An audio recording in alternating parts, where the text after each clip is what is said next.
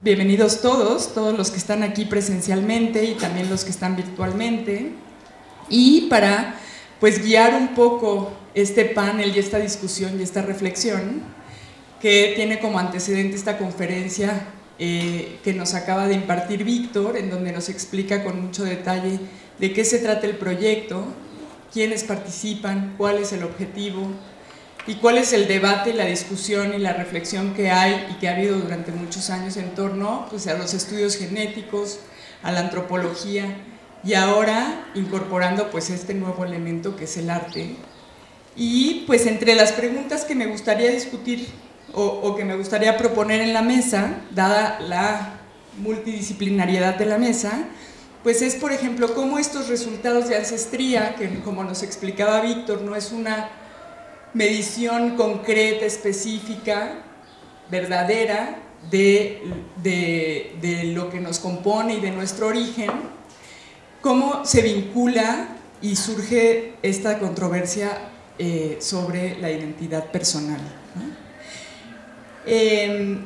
Otra de las preguntas que podríamos, y poniendo un poco en contexto de también la exposición futura que vamos a tener aquí en abril del próximo año, cómo la genómica y este conocimiento nuevo, digamos, se vincula también o tiene un impacto sobre los saberes populares y las comunidades.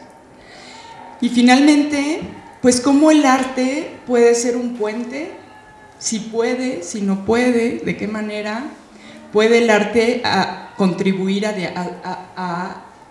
este diálogo, ¿no? A este diálogo entre conocimiento científico, con todos sus atributos, con todas sus características, y conocimientos de las comunidades ancestrales y de estos saberes. Entonces, pues me gustaría dejar un poco estas preguntas sobre la mesa y dejar que los panelistas nos compartan sus opiniones. Ok. Pues si quieren yo empiezo. Mucho gusto y muchas gracias por la invitación al panel. Yo quisiera iniciar la discusión justamente retomando un poco esta importancia de cómo es que estas pruebas de ancestría, más bien estas estimaciones de ancestría son construidas y cómo esta construcción pues es como una suerte de un poco un castillo de naipes, ¿no? O sea, está construido sobre muchas asunciones que se van acumulando y que si uno es atento a cómo se van acumulando estas pequeñas, pues ahora sí que asunciones o presunciones, pues queda en el aire justamente una incógnita que a mí me ha llamado mucho la atención, que es cómo algo que tiene tantos peros puede generar una reacción o una atracción, una realidad tan interesante como es pensar que esa estimación de ancestría es de verdad una realidad biológica. ¿A qué me refiero con esto? Primero empezando con cómo se conceptualizan justamente las poblaciones de referencia o los individuos que las compañías y las investigaciones utilizan como estos marcos de referencia a comparar y con los cuales eventualmente se generan estas nuevas estimaciones. Ya de por sí estamos en, digamos, la primera, ilusión, yo lo pondría, porque justamente estas ilusiones descansan en tomar miles o millones de polimorfismos en aras de subsanar justamente, tal vez no tener una rigurosidad en un marco histórico de lo que de verdad serían la genealogía histórica o los ancestros reales de las personas o los individuos que están realizando estas pruebas de ancestría, ¿no? Entonces, esto puede llegar a generar casos como, por ejemplo, cuando en Mosaico nuestras pruebas de ancestría arrojaban un poco de siberiano, ¿no? Un pequeño porcentaje de siberiano en tu genoma, ¿no? O en tu prueba de ancestría, ¿no? Que era que son esas pequeños artefactos de la prueba que por la naturaleza de cómo se calculan, pues eventualmente pueden generar estos pues, artefactos genealógicos de ancestría, ¿no? Y que pueden generar reacciones en las personas, ¿no? O sea, eso es lo que está detrás, ¿no? ¿Qué tanto una prueba de ancestría, un porcentaje de tu genoma que pueda ser atribuido a una población de referencia, te genera una reacción, ¿no? Entonces, siempre para mí fue claro cómo Mosaico Genético tenía como esta inquietud y era explorarla a través de las experiencias de los artistas, ¿no? Y que sí fue muy interesante cuando entregamos los datos en el centro, ahí en la Estela de la Luz, cómo reaccionaba la gente. O sea, sí que es una reacción, sí que es un fenómeno que debe de estudiarse desde una perspectiva de la experiencia, ¿no? Porque, o sea, la ciencia genómica y la estadística detrás de la prueba es solo una parte, porque eventualmente llega a trastocar justamente con el ejercer una identidad, ¿no? Y entonces pienso que ahí sí hay que ser muy cuidadosos, porque el ejercicio de la identidad es un ejercicio social, histórico y político y contingente de tus realidades. Y entonces las pruebas de ancestría se han desbordado con un determinismo biológico muy fuerte, ¿no? O sea, yo siento que es como un tsunami donde otras cuestiones que son tan relevantes o más relevantes están contingiendo con este determinismo biológico, ¿no? Es decir, ¿por qué la identidad no es nada más una realidad biológica que está cimentada sobre una prueba de ancestría que digamos, cerrando mi contribución, yo pienso que está construida sobre un castillo de naipes, ¿no? Que fácilmente se puede desmoronar y en ese desmoronamiento hay un problema, porque si estamos apostándole a nuestra identidad en un determinismo biológico, en una prueba de ancestría, y esa prueba de ancestría es tan débil o digamos no resiste los embates de una rigurosidad, entonces puede haber problemas en cómo uno percibe su identidad, ¿no? Y bueno, eso sería en una cuestión de cómo lo analizamos, ¿no? Creo que todavía falta un camino muy largo en la materia de quién está haciendo estas pruebas, quién se está haciendo estas pruebas y quién estudia y quién es estudiado, ¿no? Porque eso también es un punto que en las pruebas de ancestría siento que está todavía en una caja negra, y que es una caja negra que tiene mucho que decir, ¿no? O sea, ¿quiénes son los que consumen las pruebas de ancestría y quiénes son los que están dentro de esos paneles de referencia? Pero bueno, por ahora es mi primera contribución. Gracias. Sí, yo quizá nada más como abonando un poquito y a la discusión es hasta qué punto, por ejemplo, la mercadotecnia ha jugado un papel también, ¿no? O sea, la mercadotecnia de estas compañías ofrecen estas pruebas diciendo te vamos a decir quién eres y de dónde vienes.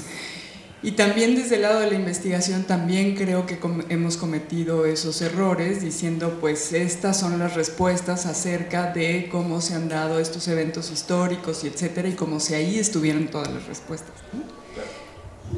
Por ejemplo, ahí nada más para contribuir, creo que, por ejemplo, retomando un poco el conversatorio que tuvieron Jocelyn y Yasnaya hace poco, esta idea de que en lo indígena, en el genoma del indígena están alelos de riesgo, o sea, este como interés de estudiar lo indígena en lo genómico, porque ahí hay algo que podríamos encontrar biomédicamente, pues es algo que en la genómica mexicana pues ha sido algo que a mí me ha llamado mucho la atención, ¿no? ¿Por qué se enfatiza que en los genomas indígenas vamos a encontrar algo de riesgo, algo de, ¿cómo se llama? atribuible a la enfermedad, ¿no? Eso es como algo que a mí me parece muy interesante desde la antropología de la biomedicina, ¿no? Y luego, por otra parte, por ejemplo, igual en la campaña de Somos, de esta compañía de ancestría en México, era muy evidente cómo toda su publicidad y su mercadotecnia estaba enfocada en crear una base de datos indígena en México, porque justamente las poblaciones de referencia son lo que le da un fuerte a tu prueba de ancestría comercialmente, ¿no? Y Somos es solo un ejemplo de lo que, por ejemplo, 23andMe trató de hacer cuando fue la crisis de los migrantes en la frontera, donde ellos se ofertaron como hacer las pruebas gratis, ¿no? Pero ese era, digamos, el caballo de Troya, porque al hacer la prueba, digamos que el pacto con el demonio, digámoslo, por así decirlo, es que de alguna forma pierdes control de tus datos genéticos, ¿no? En el momento en que pasan una base de datos, es casi que imposible tener accionabilidad tú como con que se destruyan tus datos, ¿no? Entonces, pues, sí, está para pensarse, como diría un compañero. Pusiste ya varios temas sobre la mesa, Miguel, y nos dejaste así como acelerados. Bueno, por lo menos creo que en un inicio, pues justamente el hecho de ser artistas, gente de la cultura, antropólogos, sociólogos, gente que tiene una visión mucho más amplia de lo que podría ser la realidad, no nada más desde su disciplina, sino desde la colaboración con los otros, pues nos ha permitido entender un poco esos lenguajes, entender de qué se trata. Y la primera idea, pues, ¿qué es ser mexicano? Y la verdad es que eso ya quedó atrás, o sea, ni lo cuestionamos, nos fuimos por temas mucho más profundos. Por ejemplo, esta idea de identidad, ¿cómo se construye una identidad? Por supuesto que no se construye desde un solo punto biológico, pero tampoco desde el fenotipo, ni tampoco desde la herencia, ni tampoco desde la geografía. Finalmente tiene que ser esta relación que tienes con los otros y con el medio ambiente. Yo no disociaría ninguno de todos estos para entender cómo se construye constantemente. Es una construcción que finalmente nos lleva a entendernos y sobre todo en este punto donde un sistema capitalista y heteropatriarcal es tan abrumador y está usando todos los medios posibles para generar más riqueza para ellos, más pobreza para la mayoría y sobre todo más poder, es donde tenemos que poner sobre la mesa esta cuestión de qué implica que tú accedas a donar tus datos, qué implica para tu familia, qué te implica a ti, porque eso de la identidad, bueno, si trabajas en artes vivas, en cuanto te cambias el collar, pues ya eres otra persona, ¿no? Y si te pones el labial verde, eres otra persona. O sea, todo te va modificando todo el tiempo, ¿no? Estamos acostumbrados a ser múltiples personalidades y a poder representar hasta unas que nos estamos imaginando sobre ese momento y se pueden ir como un serendipity y construyendo una sobre la otra. Y eso finalmente es lo que hace rico, que podamos poner sobre la mesa que estamos hablando de estimaciones, en este caso de los estudios de ancestría, pero también estamos hablando desde el imaginario. Y el imaginario pues se construye a partir de todos estos elementos. Bueno, yo nada más para retomando un poco lo que comentaba Miguel, y creo que es muy importante considerar el objetivo del por qué se hacen estos estudios, ¿no? Primero desde un aspecto científico y luego desde la necesidad que tienen las mismas personas por hacerse los estudios. Yo que me enfoco más al estudio de los pueblos indígenas, yo pensaría en, ¿ellos necesitan esos estudios o qué es lo que están buscando ellos, ¿no? Creo que de ahí viene una parte, bueno, que ya he discutido bastante con Víctor, con Miguel en algún momento, sobre las cuestiones éticas que implican esto, ¿no? O sea, ¿qué es lo que se está buscando al hacer este tipo de estudios? Hay una serie de compañías, empresas que están haciendo estos estudios, pero ¿a quiénes se los están haciendo y quiénes son las personas que tienen acceso a estos estudios? No es lo mismo las personas que viven en la ciudad y que buscan saber por pura mera curiosidad quiénes eran de dónde vienen, cuántos genes, porcentaje de genes de ciertas regiones tienen, a personas de una comunidad indígena que seguramente no tienen la más mínima idea de para qué sirve esto, ¿no? O sea, creo que sí hay que buscar o pensar en la utilidad de estos estudios para estas poblaciones. Y ahora, retomando un poco lo de la identidad, pues yo sí consideraría que esto de la identidad mexicana, pues es un tema que a lo mejor, como hace rato decía Víctor, ¿no? Nosotros no nos lo preguntamos porque estamos como que especialistas en los temas, o lo hemos estado estudiando desde hace mucho tiempo, pero yo he visto que la gente sí tiene esta idea de soy mexicano y quiero que me den mi identidad como mexicano, y a través de la historia quiero tener ancestría mexica, no quiero tener ancestría totonaca o tenec o alguna de estas, ¿no? El plus sería tener genes nahuas o mayas, ¿no? Porque pues de Oaxaca a lo mejor no quiero tener genes, a lo mejor no quiero tener genes mucho menos del norte, ¿no? Porque esos serán salvajes. Entonces habría que pensar esto, ¿no? ¿Cuál es el objetivo que tenemos para hacerlo? Nosotros somos científicos sociales, de alguna manera tenemos como que esta relación entre la ciencia social y la historia, y la parte pues, que más trabajamos, bueno, que trabaja más bien Miguel y Víctor, que es la parte genética, pues hay que tener como que una conciencia sobre lo que estamos haciendo, para qué lo estamos haciendo, y avisar a las poblaciones. Creo que es lo más importante, decirles a ellos para qué se está haciendo esto, cuál es la finalidad, qué es lo que quieren ellos, qué es lo que necesitan ellos para que se hagan esos estudios. No solamente es, porque se regresa otra vez a la exotización que se hacía hace 2 siglos o el siglo pasado, en que venían los antropólogos a medir gente o los naturalistas a medir gente nada más o hacer colecciones, y creo que estaríamos cayendo en lo mismo al nada más estar tomando muestras de datos genéticos para poner en un mapa quiénes tienen cierto porcentaje y quiénes no, ¿no? Yo nada más quiero poner eso sobre la mesa. Hola, gracias por haberme invitado a este conversatorio. Pues yo comparto varios de los puntos que se han presentado en estas participaciones, y igual aprendí mucho de lo que comentó Víctor en su ponencia que tuvo hace rato, y creo que sí es bastante problemático intentar legitimar una identidad a partir de esos estudios de ancestría genética, es decir, que con base en esos estudios pues las personas puedan definir sus identidades.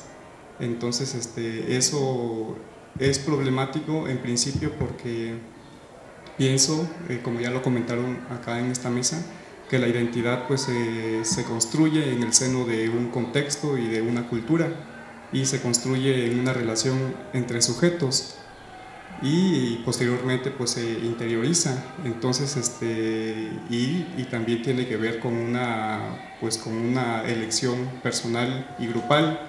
Entonces una identidad es complicado pensar que pueda ser definida por un tipo de estudio tecnocientífico dirigido a sugerirte que te identifiques de tal forma, ¿no? Entonces pues la identidad se construye en el seno de una cultura y de un contexto, así como pues el lenguaje. Por ejemplo, pues el lenguaje, como seres humanos todos tenemos la capacidad de emitirlo, ¿no? Por estructuras fónicas, creo, pero el lenguaje se construye pues en sociedades determinadas, por ejemplo, porque una persona habla mije o zapoteco, o porque una persona habla francés. Eso se construye en el seno de la cultura. Entonces la identidad es algo similar. Y creo también que, pensando un poco en la polémica que comentaba hace rato Víctor, hace unos días yo platicaba con ellos y les comentaba de manera hipotética, en mi caso, sobre las implicaciones políticas que podría tener este tipo de estudios. Y yo lo hablaba de manera muy hipotética y especulativa, pero realmente me sorprendí cuando Víctor comentaba que ya le habían solicitado en algún momento pues un tipo de estudio para determinar justamente la identidad, un estudio de ancestría. Entonces realmente, aunque suene especulativo, habría que tomar los ejemplos de otras sociedades, de otros países, donde este tipo de estudios pues tienen impactos más allá políticos fuertes, pues a raíz de esta necesidad o esta visión de definir identidades, ¿no? Yo ponía el ejemplo hipotético por ejemplo, de una corte, de un pleito, un litigio entre comunidades o cierta comunidad indígena que pues se autoescribe como tal, y un litigio que tuviera que ver a esta comunidad como un conjunto corporativo que apela a derechos pues colectivos, ¿no? Entonces que una corte para decidir, tomar una decisión y aplicar a esta comunidad ciertos derechos que tutelan a las comunidades indígenas, por ejemplo, pues dijera, bueno, para aplicarte esos derechos pues vamos a determinar si realmente eres indígena o no.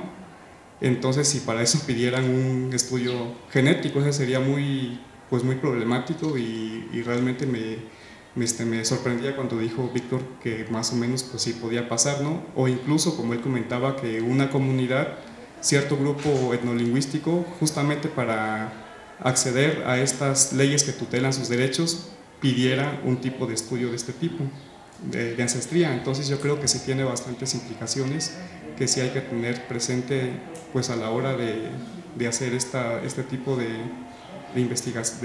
estudios, ¿no?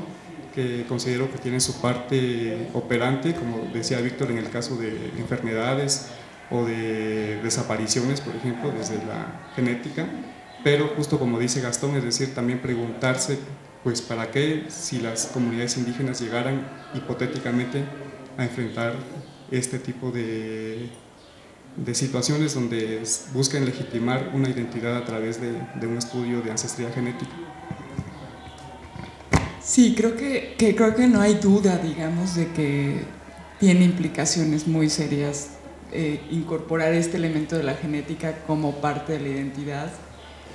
Pero ¿y cómo le podemos hacer realmente para generar un diálogo un poco más armónico entre las diferentes disciplinas? Por ejemplo, en este conversatorio que menciona Víctor sobre Yasnaya y Jocelyn menciona que no es, como que no está dentro del campo de los investigadores hablar de las historias de los pueblos. Entonces, ¿a quién le corresponde hablar de esas historias? Y también nosotros como a quién, pues ¿qué nos corresponde a nosotros? Pues como si, o sea, todos tenemos un poco de todo, ¿no? Y todos pertenecemos a este territorio, a esta etiqueta de mexicanos. Entonces, ¿a quién le corresponde qué? ¿Cómo podemos dialogar con esas comunidades, con esos saberes de esas comunidades que vienen de mucho, mucho, mucho más atrás, ¿no? Y cómo el arte realmente nos puede ayudar a generar ese diálogo. Hola.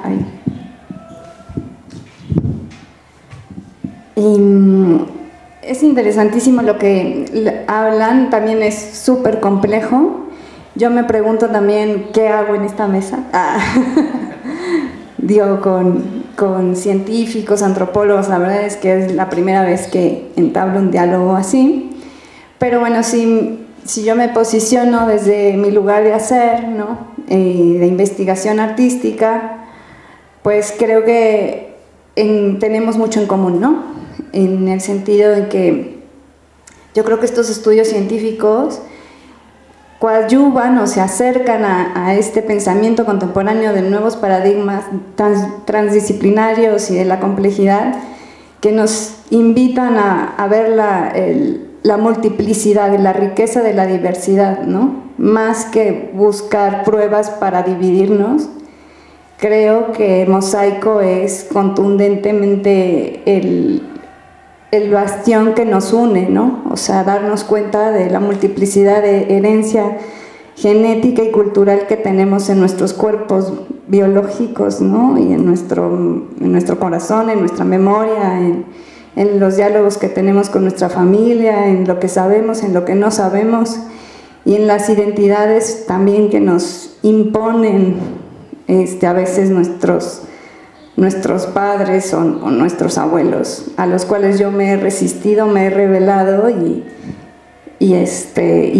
a través de mi obra también he hecho actos de autodesaparición, como unas ganas de desaparecer y de fundirme en el magma, ¿no? En entender que hay cuestiones trascendentales en la vida, en la existencia humana, que que creo que nos convocan y nos reúnen. O sea, yo ahora creo que soy pangeística, o sea, después de ver todas las visualizaciones de datos genéticos que nos entregaron al grupo de artistas y que poblamos o venimos de ese mapamundi lleno de color.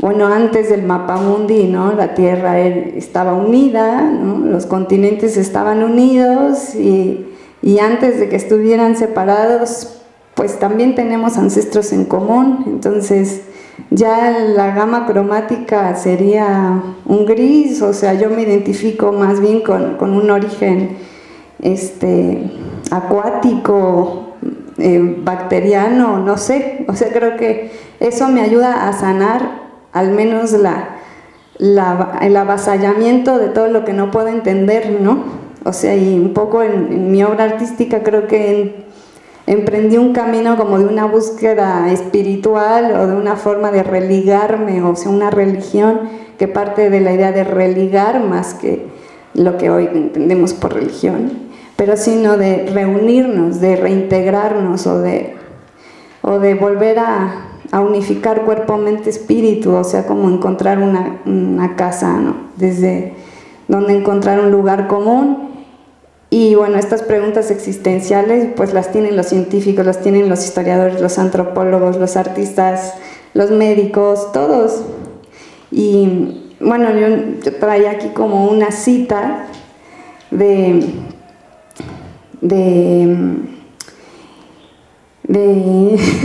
teóricos del teatro, porque yo me formé en teatro, luego en diseño y artes electrónicas, pero me gusta mucho leer pues a Peter Brook o a Jerzy Grotowski o a Artaud, que son los maestros de teatro sagrado, del teatro de las energías y del teatro de la crueldad. Y por ejemplo ellos se hacen las mismas preguntas, ¿no? Por ejemplo, Peter Brook en El espacio vacío dice: sentimos la necesidad de tener ritos, de hacer algo por tenerlos, y culpamos a los artistas por no hallarlos para nosotros.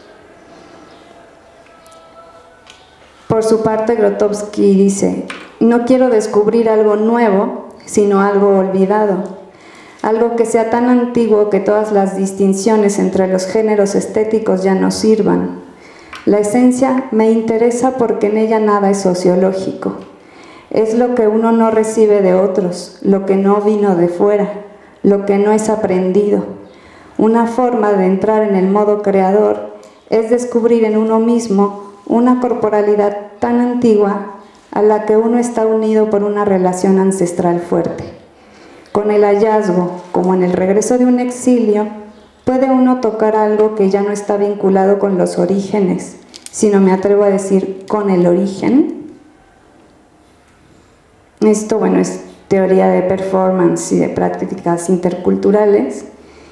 Y bueno, me gusta pues poner en la mesa lo que las artes vivas y las artes escénicas pueden contribuir al debate actual.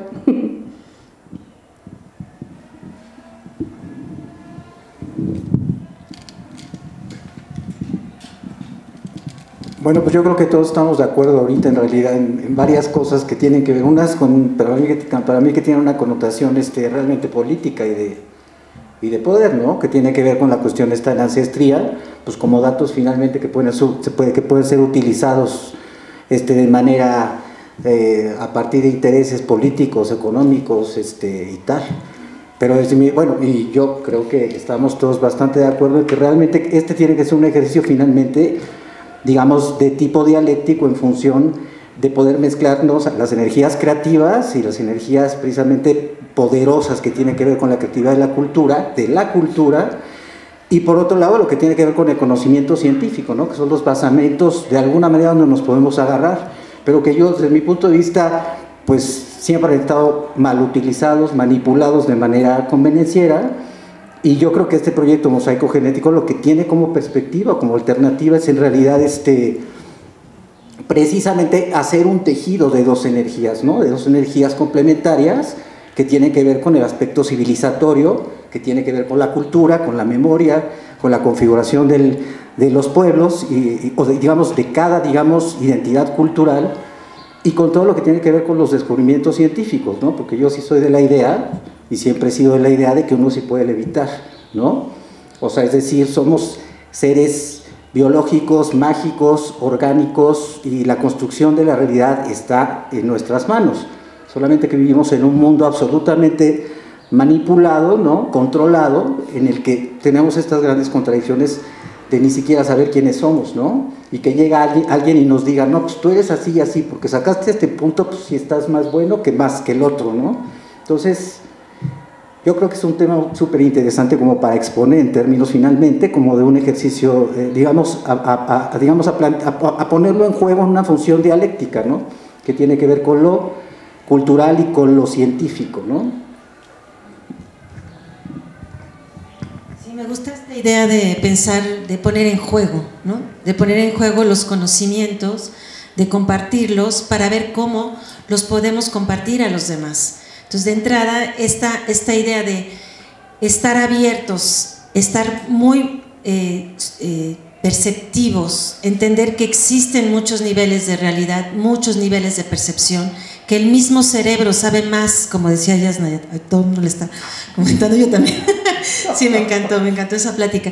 Que tu cerebro sabe más de ti que tú de tu cerebro. O sea, todo lo que alcanzamos a entender pasa por un filtro y luego pasa por el filtro del otro, y luego cómo le hacemos para que justamente volvamos al inicio, donde nada estaba separado, donde las disciplinas no estaban separadas y podían convivir de una manera mucho más alquímica, mucho más en pro de un bien común, no nada más de llegar a tener un título o de tener una sola investigación, sino finalmente cómo se retroalimenta, cómo se empapa de metodología 1 con la metodología 2, ¿no? De ilusión, de hipótesis, de intuición, porque finalmente son los mismos elementos, nada más que se abordan de diferente manera, y el poderlos escuchar y ver pensando en que estamos aprendiendo algo y no tenemos que dejar de aprender nunca, para poder también seguir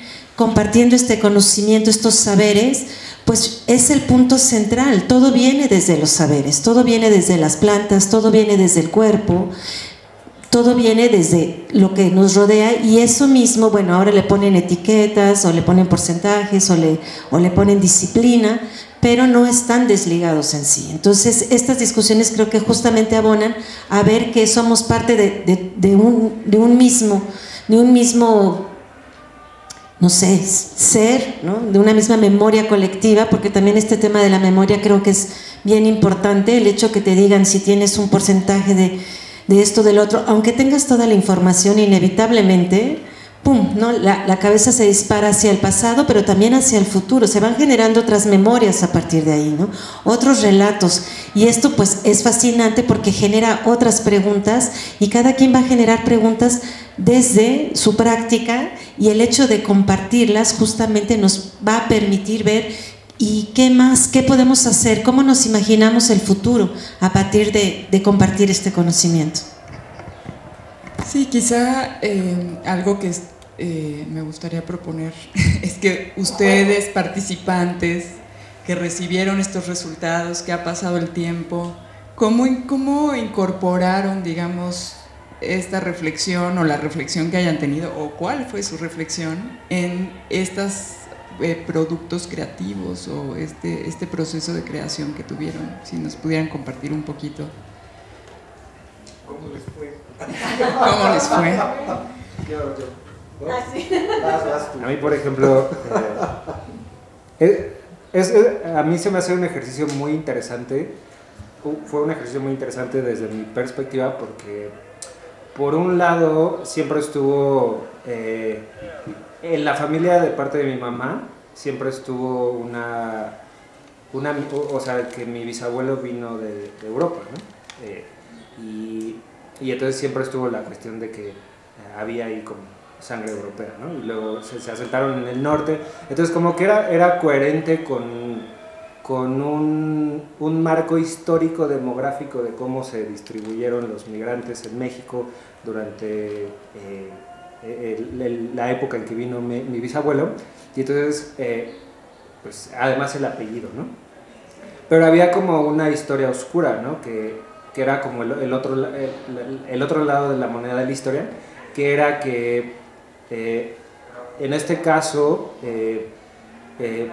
mi familia al salir de, digamos, de la clase de pobreza y pasar a la clase media, se reinventaron, ¿no? Entonces la reinvención de la identidad fue dejar el apellido de la pobreza y reinventarse, ¿no? Entonces ese siempre fue como los chismes de la comida de la familia de mi mamá, porque era, si veníamos de Europa o más bien había pasado esto, de que hubo un salto de clase y teníamos que olvidar ese pasado de pobreza, ¿no? Entonces, cuando llegan los resultados de Ancestría, es muy interesante porque no hay una confirmación de uno u otro, porque los resultados de Ancestría más que nada te hablan del mestizaje del que Víctor hablaba en su charla, de un modelo muy simplista trihíbrido, ¿no? Pero el punto esto de tener un porcentaje europeo como que igual reavivó la discusión en la familia, ¿no? Pero lo que a mí me llamaba la atención es justamente cómo estas pruebas genéticas pueden avivar fuegos de historias o resaltar fenómenos sociales, o bueno, ¿cómo decirlo de manera concreta? Que esta prueba de ancestría echa luz a un fenómeno social que es interesante, que es cómo en este caso las familias pueden renegociar sus cambios económicos, en este caso saltar de la pobreza a clase media, reinventando toda una identidad, ¿no? Entonces, o sea, digamos, la prueba de ancestría fue como el caballo de Troya para yo como miembro de la familia, pero también como antropólogo, darme cuenta de que justamente un apellido puede marcar muchas cosas en un contexto social, ¿no? Y ese apellido puede ser mucho más poderoso en ciertos contextos y en ciertos momentos que una prueba de ancestría, ¿no? Y bueno, o sea, tal vez no se diga que los apellidos tienen toda una historia social, económica en el pasado, ¿no? A mí lo que me preocupa en este momento es justamente que las pruebas de ancestría tomen un papel tan prioritario, ¿no? O sea, las pruebas de ancestría, si son buenas o malas, pues no lo sé, ¿no? Tienen muchas implicaciones sociales, éticas y legales que más bien serían cómo se usan las pruebas de ancestría es de verdad el problema, porque el hecho es de que se hacen, ¿no? Y se llevan haciendo durante casi 2 décadas y el mercado está creciendo, ¿no? Entonces lo que pasa más que nada, a mi perspectiva, es que están insertándose como puntos fundamentales en muchas cuestiones que sí que son de relevancia biomédica, legal y social, ¿no? Entonces creo que es un punto muy importante tener discusiones, pero no solo tener una discusión desde la academia, sino también generar espacios donde diferentes conocimientos y diferentes actores viertan sus voces, ¿no? O sea, no es una cuestión de nada más cómo nosotros conceptualizamos la ancestría y la identidad, sino también generar un espacio donde todas las identidades sean representadas, ¿no? Todas las maneras de pensar la identidad, de ejercerla, estén representadas, ¿no? Y justo en este punto es donde yo creo que por eso es importante en diálogos con comunidades o con poblaciones indígenas, no tanto llegar a explicar o a educar, sino a abrir un espacio donde ellos tengan voz, ¿no? O sea, justamente ceder el espacio, porque ellos son los que tienen que decidir. Exacto. Lo que dice se me hace como súper fuerte, como, o sea, hasta se me salió la lagrimita, como por instinto de supervivencia, lo que, digamos, los seres humanos hacemos, ¿no? O sea, yo sé que, por ejemplo, muchas comunidades indígenas ya no le enseñaron la lengua nativa a sus hijos, ¿no? Porque preferían que aprendieran a hablar español para que fueran aceptados. Y este tipo de autocensura o autodiscriminación también es súper fuerte, ¿no? Y pues también cómo viajan los apellidos y todo esto, pues que también tiene como este trasfondo del patriarcado, ¿no? Que los apellidos que nos quedan pues son los de los padres, ¿no? Pero bueno, en ese respecto a mí me fue al revés, o sea, bueno, sí tengo un apellido alemán, yo ya soy de quinta generación, pero sí toda mi vida fue como algo que yo notaba que resaltaba, ¿no? Y también eso a mí me súper molesta, ¿no? Como hacer, como que eso haga que se note más, ¿no? O sea, yo por ejemplo, igual tuve una infancia como súper dura, porque justo mi padre y mi obra de Mosaico Genético aborda cómo se condicionó el alimento a partir de un juicio de pensión alimenticia injusto. Entonces, cómo pues toda la dimensión biopolítica, o más bien bioética, que hay detrás del condicionamiento y la regulación de la pensión alimenticia a conveniencia del padre, ¿no? En este caso, pues, ciertas corrupciones hicieron que no fuera justo, ¿no? Pero sí tuve una infancia muy precaria y pues es muy duro también, digamos, no tener para comer, pero darte cuenta que socialmente, en el imaginario de las personas, una niña güerita no puede no tener que comer. Y a mí me ayudaron muchísimas personas a estudiar, a comprarme mi cuaderno, o sea, y es horrible.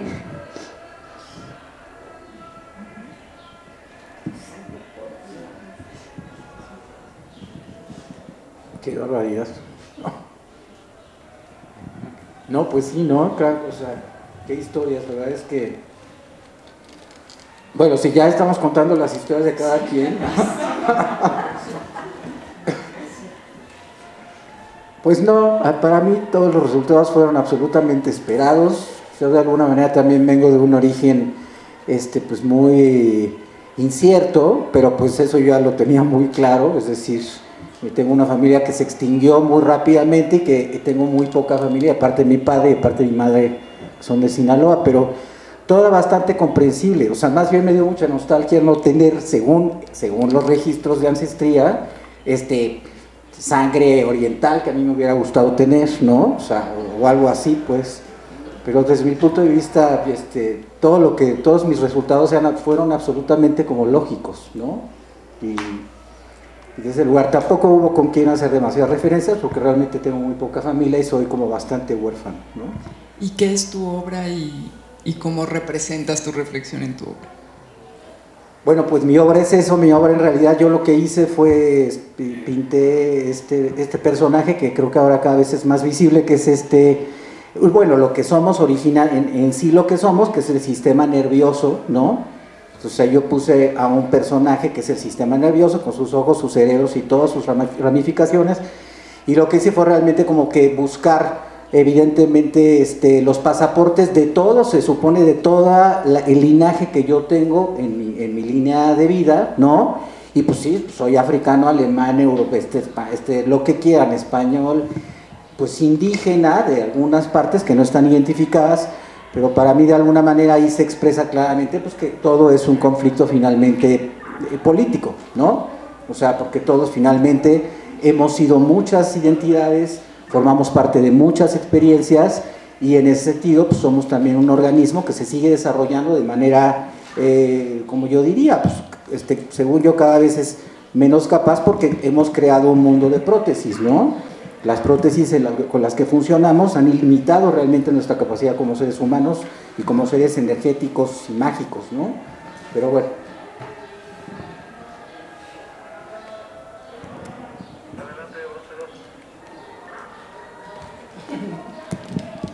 Bueno, respecto a esta reflexión de cómo aterricé estos resultados de ancestría genética en el texto de reflexión que escribí, Bueno, yo debo decir que realmente los vi como algo curioso, no tanto como datos que pusieran en juego en juego mi identidad.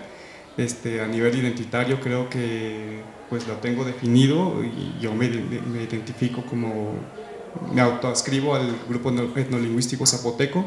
Entonces más bien me causó curiosidad saber pues estos resultados, ¿no? Donde había un importante porcentaje, alrededor de 40% de grupos culturales del sur de México, otro 40% de grupos culturales del centro de México y así del norte, de Perú, por ejemplo, según recuerdo, y de Asia y de otros contextos, ¿no?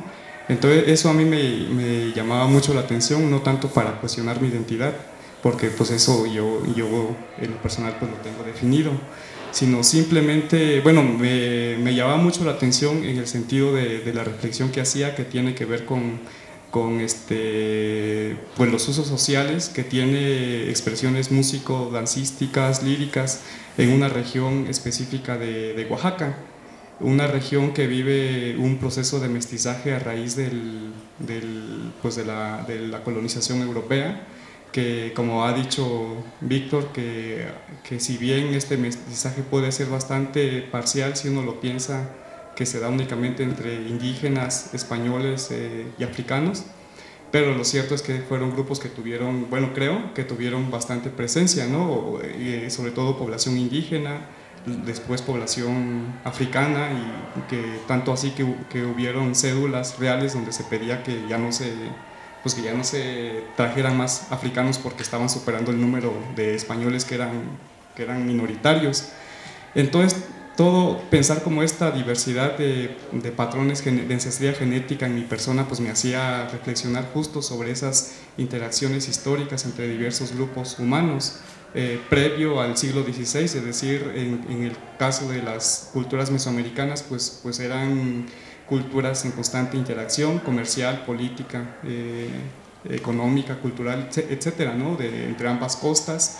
Entonces eso a mí me llamaba a replantearme esas relaciones históricas y sobre todo también estos procesos que se dan pues a raíz de la colonización, y cómo específicamente estas prácticas músico-dancísticas, líricas, dan cuenta de esos procesos de interacción humana, cómo en esos contextos donde están estos grupos sociales mediados por instituciones y relaciones de poder, intereses, se pueden dar prácticas donde convergen pues sus influencias culturales, ¿no? Por ejemplo, ibéricas, europeas, que como bien decía Víctor hace rato, que pues son el resultado también de un mestizaje milenario, es decir, de las influencias árabes en la cuestión estrófica, en la cuestión musical, ¿no? Por más de 1000 años. Entonces, como vienen, como decimos, españoles, pero también resultantes de una interacción humana y cultural milenaria. Entonces, cómo en esos contextos se configuran prácticas donde convergen estos diversos grupos sociales, y cómo la música, la lírica, la danza, esas expresiones justamente pueden leerse como documentos históricos que nos dan cuenta de esta diversidad y de esas construcciones interculturales. Entonces prácticamente de eso va pues la reflexión, y cómo pienso esos resultados de ancestría genética en mi caso, más que ponerme a poner en la cuerda floja mi identidad, es más pues repensar estos contactos humanos que pues de hecho son históricos, y pues que en el caso de México mucho de estas prácticas que llamamos tradicionales pues realmente derivan de estas interrelaciones sociales, humanas y culturales.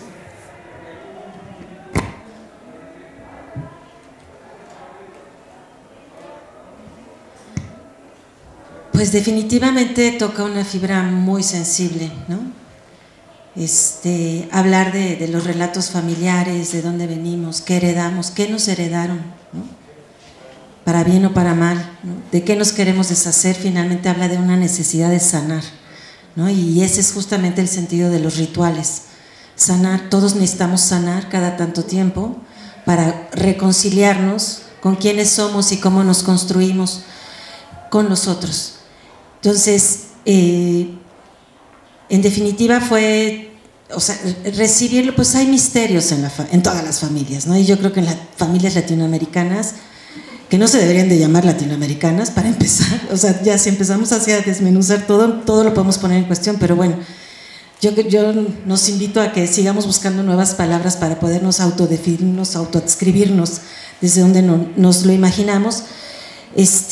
Tiene que ver con lo que se dice, con lo que no se dice, por qué se dice, quién te lo dice, y también es cómo lo sueñas, ¿no? Porque toda esta información finalmente acaba procesándola el cuerpo, lo acaba somatizando y se acaba transduciendo en obra artística o en sueños o en memorias que están ahí escondidas.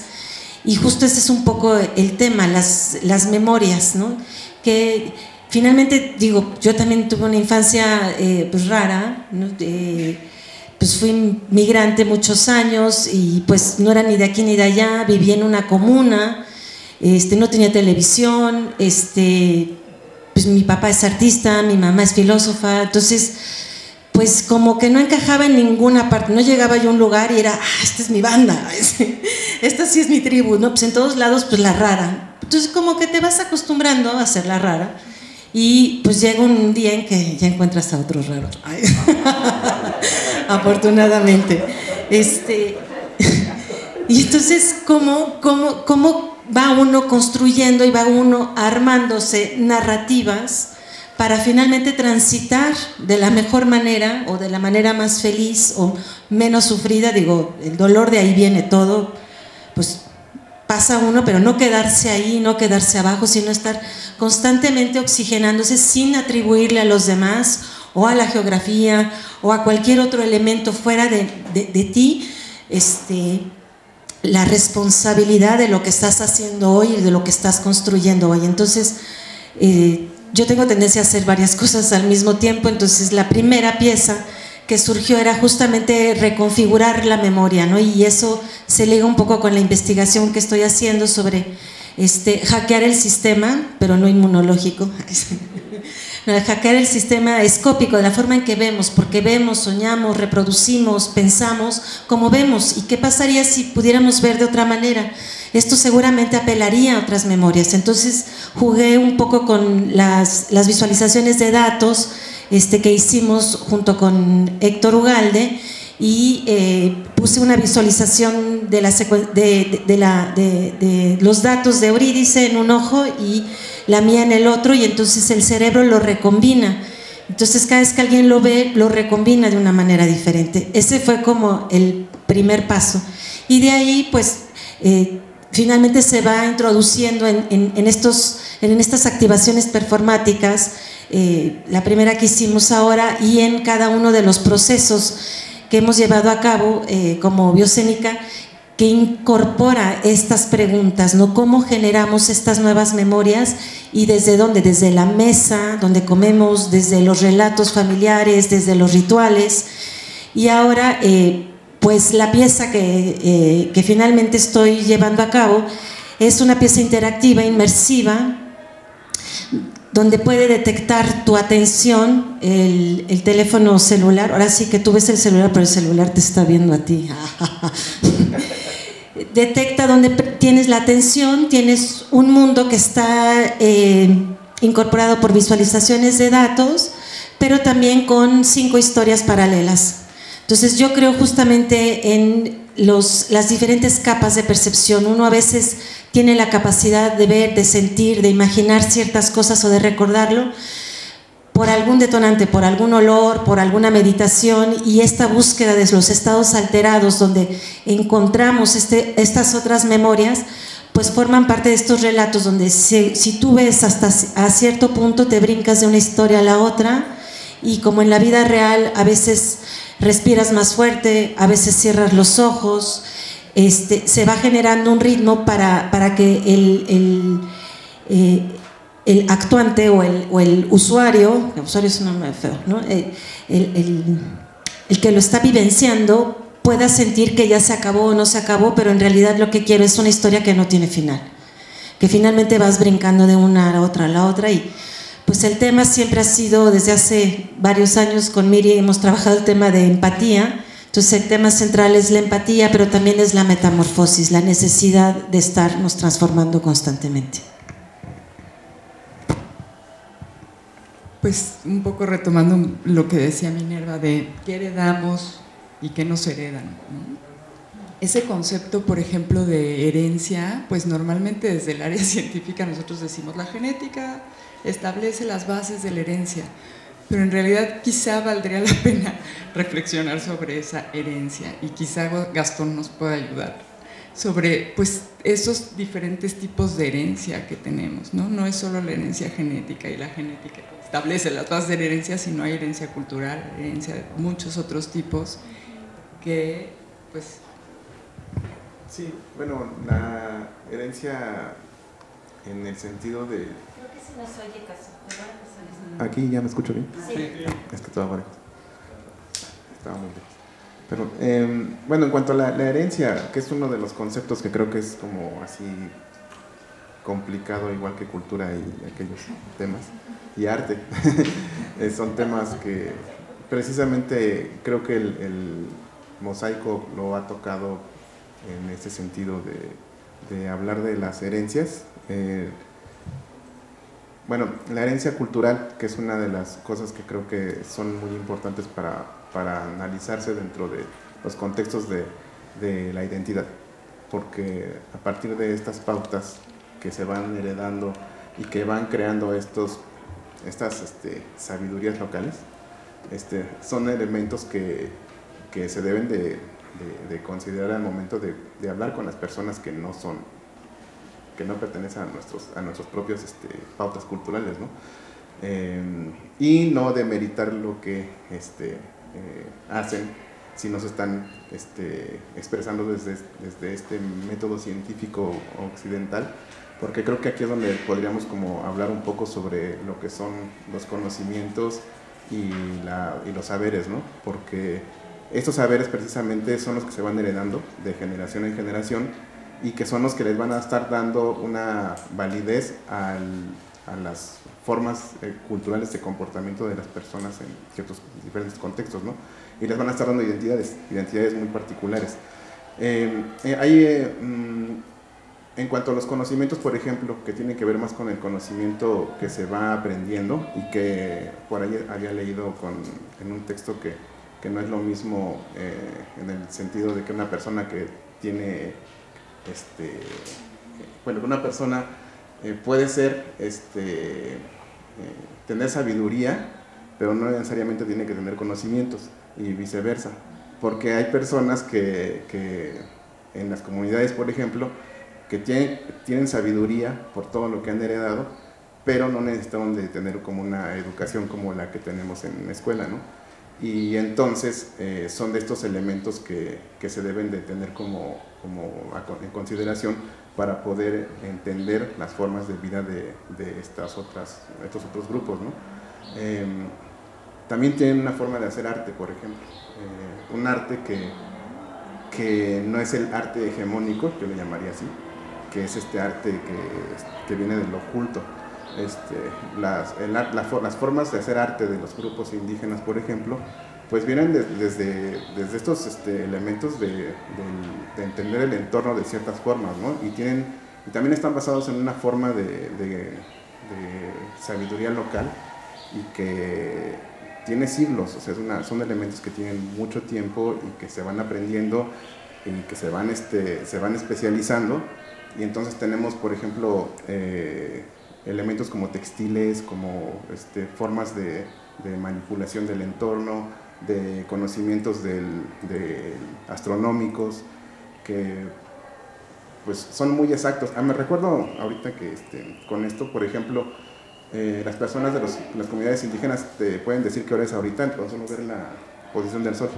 Y eso es por una cuestión de sabiduría más que de un conocimiento de saber las reglas. Otra cosa, el horario de verano, que no es considerado en las comunidades indígenas, es como algo que no lo pelan. Entonces son elementos que creo que se van heredando de generación en generación y se van especializando conforme va pasando cada una de estas generaciones, al grado que se puede hablar de una sabidurías locales que van a estar como en contraste con este conocimiento científico del cual nosotros partimos y que responden a diferentes epistemologías. Que hace rato que comentaban que habría que considerar a a las comunidades, a las mismas personas, desde sus formas de pensar, para poder entender y saber quiénes son las personas que deberían de estar hablando sobre ellas mismas. O sea, es un elemento complicado, creo, ¿no? Porque ¿quiénes son los que deberían de hablar? Si ellos mismos deberían de hablar, cuando tenemos que, en una cuestión hegemónica, la ciencia es la que está dirigiendo todo, pues sí es difícil, ¿no? O sea, tendríamos que hablar de personas que surjan de estas comunidades, que se adoctrinen bajo este método científico, y entonces ya tenían como que el derecho de hablar, ¿no? O sea, también es como una cosa ahí difícil, ¿no? En este caso, desde la antropología se le da como mucho valor últimamente, desde algo que llaman epistemologías del sur, que son las mismas comunidades hablando de ellas mismas. Tienen que aprender y educarse desde el método científico para que después ellos puedan hablar desde ellos mismos. Sí, pero no. Entonces, habría que entenderlo desde la perspectiva de ellos y desde sus conocimientos, desde sus saberes, y que son formas de entender las cosas distintas, que no es lo mismo. Creo que en torno a ello, bueno, podría hablar más del conocimiento del entorno por medio de la cosmovisión, que creo que eso, pues, César es como conoce muy bien sobre este tema, y más porque precisamente él ha estudiado ciertos elementos de su propia cultura. Entonces, bueno, y le estoy aventando la bolita a César.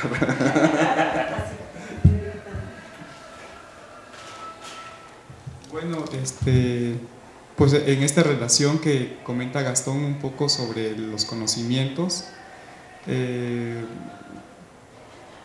bueno, diré algo breve, pero básicamente algo que también él conoce bien y ha desarrollado desde hace bastante tiempo es justamente que muchas de esas prácticas rituales y estos elementos o esos aspectos que llamamos de la cosmovisión, cierto enfoque señala que justamente parten de un conocimiento metódico, sistematizado, continuo, que históricamente se han hecho algunos grupos mesoamericanos pues de su medio de vida.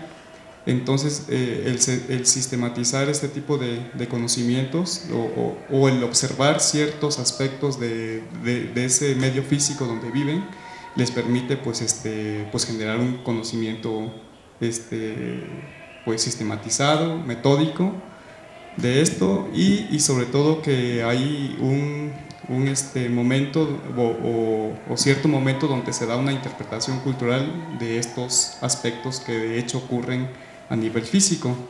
Entonces esta interpretación cultural resulta pues en la definición de divinidades, por ejemplo, de la lluvia, de los vientos, de divinidades que traen las nubes, pero justamente que parten mucho de estas observaciones y de esta conciencia del medio geográfico. Entonces, ¿por qué digo esto? Porque es pues una propuesta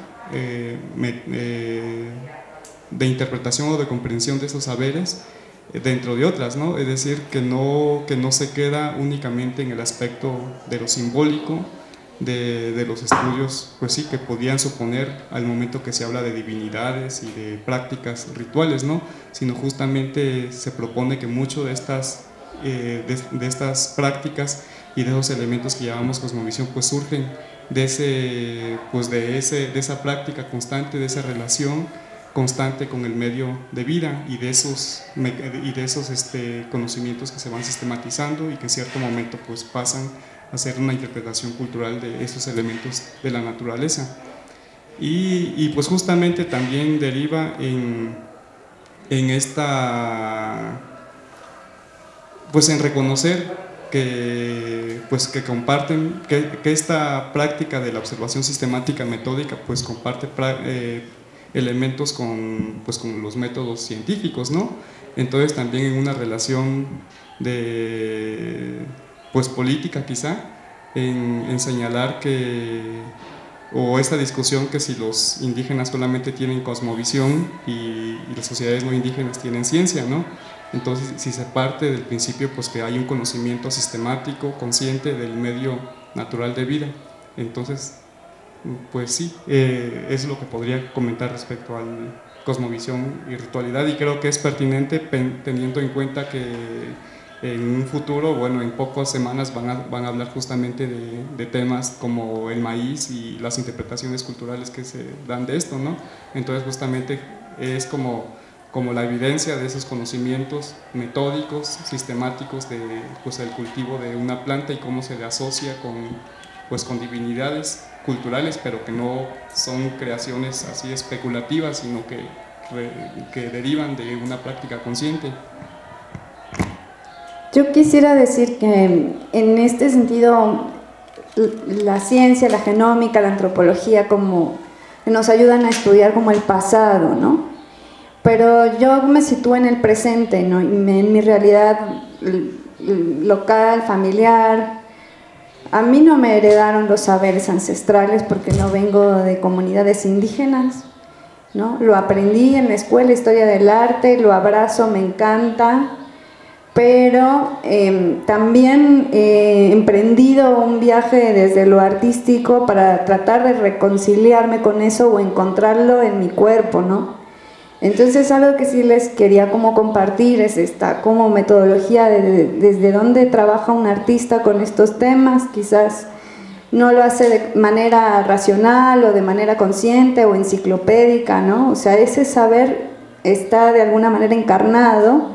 ¿Y cómo accedemos a eso? Al menos en mi experiencia, antes de que me invitaran a participar en este proyecto,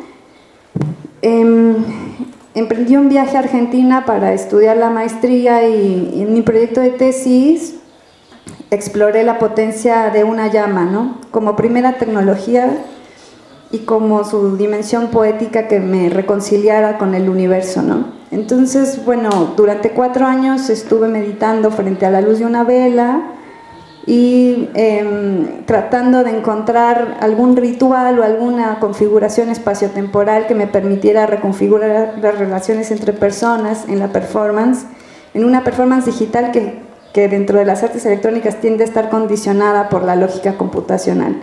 Y yo sabía que había otras formas de romper eso por vía de la energía, ¿no? Y de la metáfora. Y después de un proceso muy intenso de escuchar el cuerpo, de abrir las imágenes inconscientes o qué es lo que tenemos guardado ahí, uno sigue intuiciones como si fueran flechas o energías, ¿no? Y busqué, bueno, el ritual del fuego nuevo, porque yo intuía que, por ejemplo, en la potencia de una llama como célula se puede bifurcar y esa célula se puede subdividir y se pueden hacer tejidos de subdivisiones de llamas como si fueran células. Entonces quería hacer como una instalación, como un espejo entre el macrocosmos y el microcosmos a partir de esta división celular con cámaras infrarrojas y hacer dibujo infrarrojo. Y en este ritual del fuego nuevo mesoamericano de Guerrero, sí, encontré que los mexicas lo realizaban cuando la constelación de las Pléyades justo estaba en el centro de la bóveda celeste para entablar una alineación, ¿no? Y para ellos esta constelación de las Pléyades es el Tianquinstli, que es el tianguis, el mercado, el lugar de abasto. Y eso lo encontré como resultado de seguir una imagen mental o una imagen interna que me permitiera establecer esta conexión con las estrellas. Este ahora se llama Código Pléyade, bueno, no importa, pero fue para mí una revelación que esa imagen la traía yo en los sueños, o no sé en dónde, que era lo que decía Minerva, ¿no? Y lo mismo me pasó porque en otra obra me reencontré con mi tatarabuelo haciendo cosas similares. Él era taumaturgo, trabajaba con fuego, y yo no lo sabía hasta que yo me posicioné como taumaturga en mi tesis, hice una máquina, y después, cruzando los Andes, recordé que él había vivido ahí, el primer alemán, Beutelsbacher, que llegó a América, vivió en los Andes. Hizo una máquina parecida y él era taumaturgo porque usaba la linterna mágica, pero eso lo supe después. Entonces es como esta cuestión como de no sentirnos tan alejados de las comunidades o alejados de nuestros ancestros, porque no tuvimos la oportunidad de que nos heredaran de viva voz o de estas historias o estos saberes, ¿no? O sea, quizás en los sueños nos encontremos con ellos y hagamos cosas afines o parecidas o dialoguemos con esos saberes de maneras indirectas. Pues me parece una forma muy bonita de cerrar el panel, porque se nos fue el tiempo y pues yo les agradezco, y yo creo que todos, ¿no?, nos agradecemos mutuamente estar aquí. Muchas gracias por compartir sus experiencias, sus comentarios. Thank